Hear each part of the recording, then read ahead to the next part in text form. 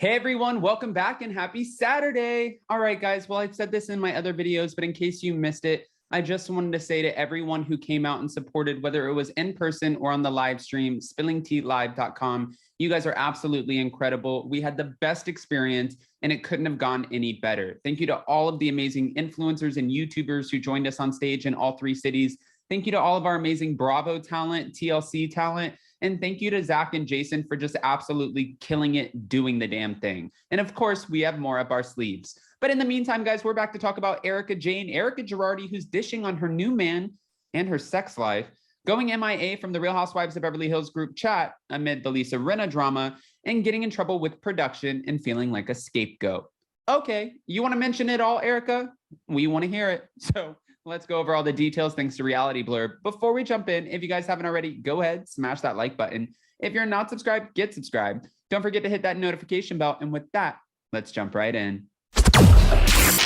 It's time for all your binge-worthy pop culture news. Welcome to Up and Adam. All right, guys, so it looks like Jayne is back in the saddle, at least when it comes to the physical aspect of her love life. Over a year after the Real Housewives of Beverly Hills cast member filed for divorce from her soon-to-be ex-husband, Tom Girardi, telling Mellencamp, yeah, I mean, that's about as relevant as it is. Teddi Mellencamp questioned her about whether or not she was having sex post-split. And while Erika didn't identify her mystery man by name, she did share some details with her former co-star. Yes, and it's good. He's younger than me. And this is what she revealed on 2 T's in a Pod. She won't tell me Rinna complained in response to Erika's secrecy, as Kyle Richards asked, is that the Oscar winner? And Erika said, I never had sex with him. And Kyle said, is he famous? Okay. Erika said no. Now, although the Real Housewives of Beverly Hills ladies wrapped filming on season 12 earlier this year and proved that they were on good terms, okay, with one another, and not all of them, but at least Erika, Lisa, and Kyle, they appeared on Teddi Mellencamp's podcast on Monday, and Erika admitted that she was missing from their group text amid production as she found herself feuding with Lisa. Ha! I've been so wrapped up in my own disaster that sometimes I neglect to enter the chat. And then when I do, I'm taking everything very personally. I'm hypersensitive and somebody can look at me wrong and I think it's like the worst day of my life. So maybe I didn't enter the chat when I should have. Erika explained, as Lisa said, she remembers the moment that Erika was referring to. We weren't speaking, but we ended up speaking clearly. Erika continued as she sat beside Lisa. Now, we know that Rinna brought up some stuff with Erika, and it was about her alleged usage of, some sort of pill with alcohol, and it was mixing something. This is all alleged, but this is going to be a part of the storyline. And of course, if Erika thought that Rinna wasn't going to bring it up, yeah, she's for damn sure going to bring it up.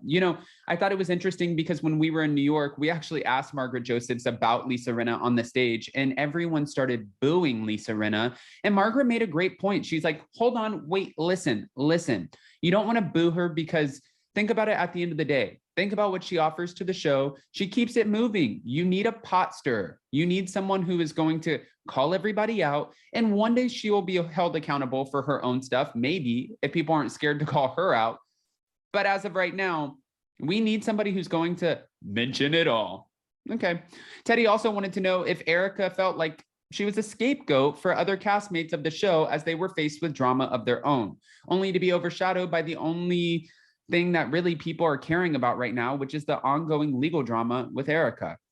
I think that my story was overwhelmingly covered in a lot of places. I couldn't get away from it, and I just kept going on, and every day there was something new. There was a new case filed, or there was a new something. So it was almost like you couldn't not talk about it.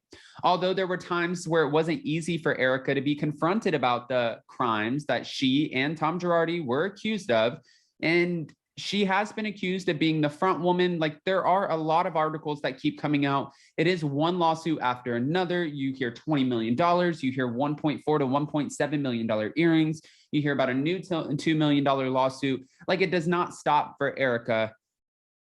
So she said, again, you could almost not talk about it. So she told Teddi and her listeners that it was all part of her gig, and she understands that.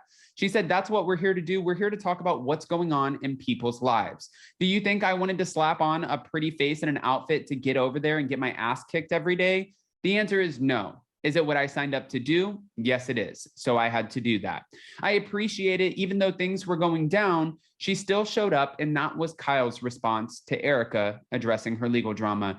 And Lisa even agreed. She never left. She didn't run. Also on Teddi Mellencamp's podcast, Erika admitted to getting in trouble with production on a number of occasions, mainly due to the extensive preparation that went into each and every one of her looks. I've gotten my ass kicked several times. There was a time that Dorit Kemsley and I were in the bathroom and the door was kicked open. Production's out here kicking the door open? Can they do that? Can you kick the door open? What about a nice knock? Like, knock, knock. Hey, who's there? Hey, we're just getting ready. No, you've been getting ready for a long time. Get your ass out there. We're filming. You know what's funny? And this is just a tidbit off to the side, and I'm not going to name any names, but we had somebody in one of the first 2 cities that we went to. Here's a little spilling tea for you. And this person showed up late. We told this person to be there an hour and a half before, showed up late, and then came in an outfit, needed to change into an entirely new outfit. And then our show was running behind by like 10, 15 minutes. And finally, we had to go in and be like, hey, we need to get out there. They were like, I'm changing. I'm still getting ready. This takes time. And we're like, no, friend, we have to, let's go. Everybody has to be ready and we have to be on point. So I can understand timing is really important, especially when you're putting on a show or a production, and timing is money.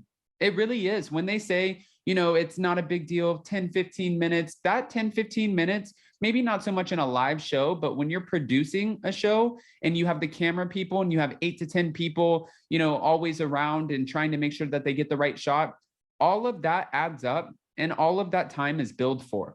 So yeah, if you're sitting in a bathroom getting ready with Dorit Kemsley, maybe they might not be too happy about that.